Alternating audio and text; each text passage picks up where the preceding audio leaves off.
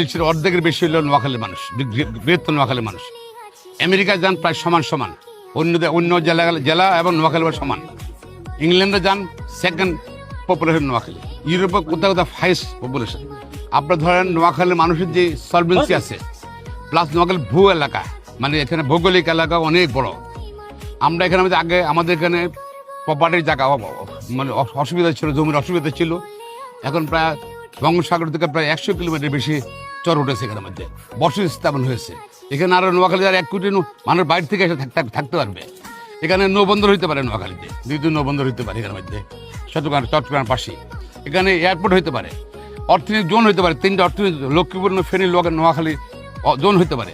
ইনভেস্টমেন্টের কোনো অসুবিধা হবে না, অর্থনীতি চুদিরও হবে না। আর নোয়াখালীর মানুষকে দেখেন, বাংলার প্রায় প্রত্যেকটা ব্যাংকেই পরিচালক আছে, বড় বড় শিল্প কারখানার অনেক গুণাতে ডোমিনেট করে নোয়াখালী মানুষ। যদি এখানে সুযোগ করে তাহলে নোয়াখালী যে বিভাগ করা হয়, আমি মনে করি বাংলাদেশে এখন তার ধনী জেলা হিসাবে পরিগণিত হয়েছে।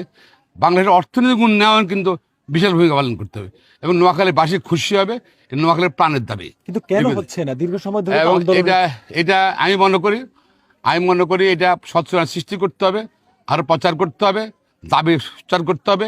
নোয়াখালীর প্রত্যেকটা উপজেলায় ইউনিয়নে কিন্তু, এবং দেশি বিদেশি যারা আছে নোয়াখালী সবাই কিন্তু সোচ্চার হলে অবশ্যই নোয়াখালী বিভাগ হবে।